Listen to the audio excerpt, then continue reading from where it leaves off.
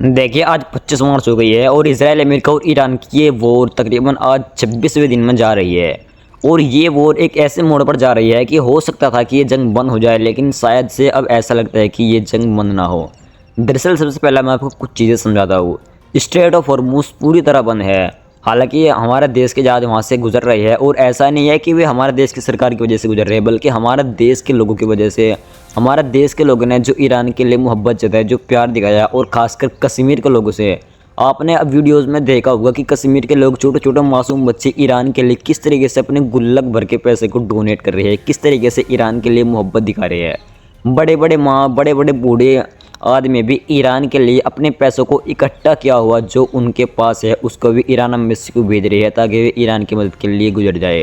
खैर, इस तरीके से हमारे देश के जहाज़ तो गुजर रही है, लेकिन स्ट्रेट ऑफ हॉर्मुज़ पूरी तरह बंद है, जिसके चलते इन्फ्लेशन, महंगाई, गैस की कीमतें और पेट्रोल डीजल की कीमतें बहुत ही ज़्यादा बढ़ रही है।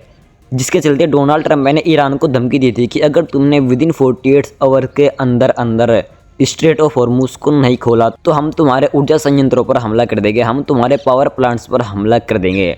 जिसके बाद ईरान ने डोनाल्ड ट्रंप को धमकी दी थी कि अगर तुमने ऐसा करने की कोशिश की तो हम खाड़ी के देशों के अंदर इंफ्रास्ट्रक्चर को तबाह कर देंगे, और जिस तरीके से अमेरिका हम पर हमला करेंगे उसी तरह हम भी रिटेलिएट करेंगे। और यह बात सच भी है। ईरान अब सिर्फ बोल नहीं रहा, बल्कि जिस तरीके से ईरान धमकी दे रहा है वो करके भी दिखा रहा है। आपको याद होगा जब इसराइल ने ईरान की नातांज न्यूक्लियर साइट पर हमला किया था, उसके तुरंत बाद ही ईरान ने इसराइल के डिमोना न्यूक्लियर साइट पर हमला कर दिया था। और सिर्फ एक हमला नहीं किया था, बल्कि 2 बार अटैक किए थे और दोनों बार उसके अटैक हिट हुए थे। हालांकि इसराइल की बिल्कुल डिमोना न्यूक्लियर साइट पर वो हमले नहीं हुए थे, उसके अगल बगल हमले हुए थे, लेकिन पूरी तरह उनका निशाना इसराइल की डिमोना न्यूक्लियर साइट था। खैर, जिस तरीके से डोनाल्ड ट्रंप ने ईरान को धमकी दी थी कि अगर तुमने 48 घंटे के अंदर अंदर स्ट्रेट ऑफ हॉर्मुज़ को नहीं खोला, हम तुम्हारे ऊर्जा संयंत्रों पर हमला करके उनको तबाह कर देंगे, जिसके कारण ईरान पूरी तरह अंधेरे में डूब जाएगा। उसके बाद ईरान ने भी धमकी दी कि अगर तुम ऐसा करते हो तो हम भी मिडिल ईस्ट के अंदर जितने भी देश है इन तमाम देशों पर हमला करेंगे, इंफ्रास्ट्रक्चर तबाह करेंगे, और जिस तरीके से अमेरिका हम पर हमला करेगा हम भी उसी तरीके से उन पर हमला करेंगे। जिसके चलते ऐसा लगता है कि कहीं ना कहीं इन अरबिक देशों को ऐसा लगने लगा कि अगर अमेरिका ने ईरान के ऊपर हमला कर दिया तो हो सकता है कि ईरान हम पर हमला करने शुरू कर दे।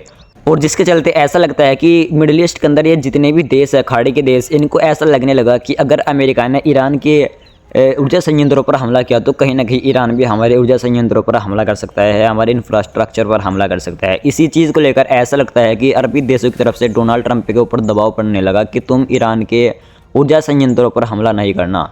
और इसी चीज़ को लेकर 48 घंटे भी नहीं बीते थे, डोनाल्ड ट्रंप की तरफ से एक ट्वीट आता है कि हम ईरान के साथ बातचीत कर रहे हैं और 2 दिन से हमारी ईरान के साथ बातचीत कर रही है और हम 5 दिन तक ईरान के किसी भी ऊर्जा संयंत्रों पर हमला नहीं करेंगे।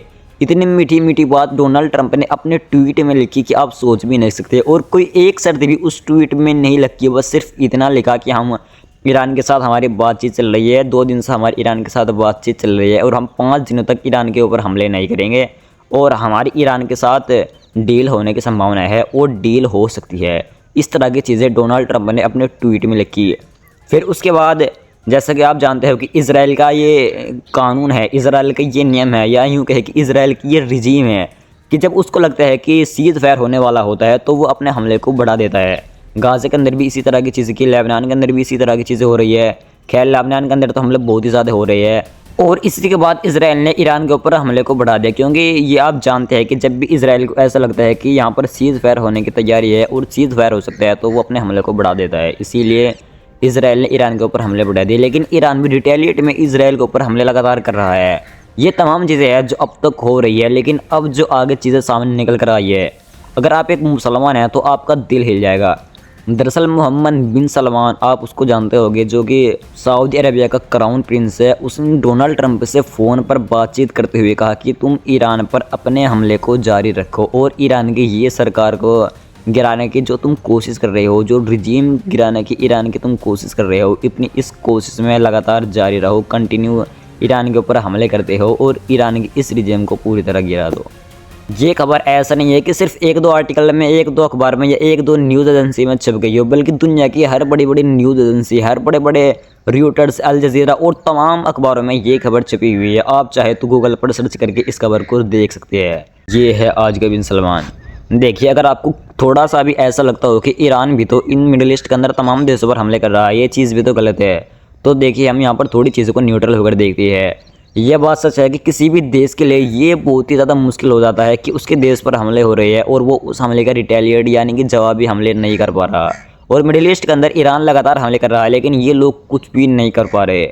लेकिन इन लोगों की सबसे बड़ी गलती ये है कि ये लोग अमेरिका के दबाव में है और इनके पास कोई ऐसा रास्ता तो नहीं है कि ये अमेरिका के खिलाफ जा सके, ना इनकी इतनी औकात कि ये अमेरिका को अपने देश से भगा सके। और अब हो सकता है कि कहीं ना कहीं कुछ वक्त बाद आपको ऐसा सुनने को मिले कि ये भी ईरान के खिलाफ सीधे सीधे तौर पर जंग में उतर गए। लेकिन खैर, ईरान सिर्फ इस जंग में अकेला ही है, बाकी पूरी दुनिया तमाशा होकर देख रही है। कुछ इजराइल और अमेरिका के साथ है, वरना पूरी दुनिया ऐसे खड़े होकर देख रही है।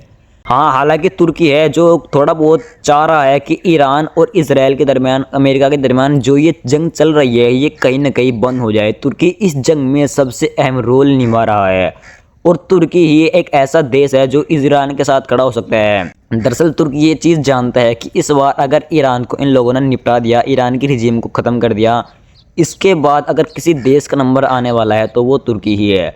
और ये इजराइल ने पहले ये चीज़ कह दी है कि तुर्की भी मिडिल ईस्ट के अंदर एक खतरा उभर रहा है। आप सोच सकते हो, इन लोगों के लिए खतरा वही देश है जो देश इजराइल के दबाव में ना हो, अमेरिका के दबाव में ना हो, इनके कहने पर ना चले, वो देश इन लोगों के लिए खतरा है। वरना सऊदी अरबिया और ये वगैरह जो देश है जो इन लोगों के कहने पर चलते हैं, इनके दबाव में रहते हैं, ये इनके लिए खतरा नहीं।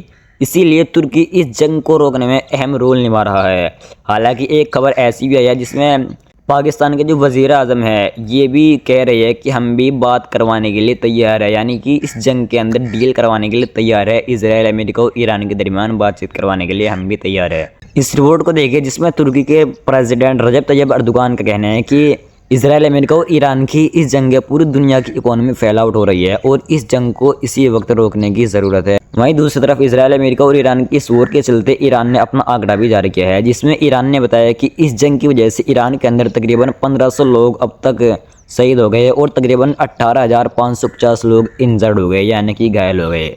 और ईरान ने एक वीडियो भी जारी किया है जिसमें एक छोटे से बच्चे को एक मलबे के नीचे से रेस्क्यू किया जा रहा है।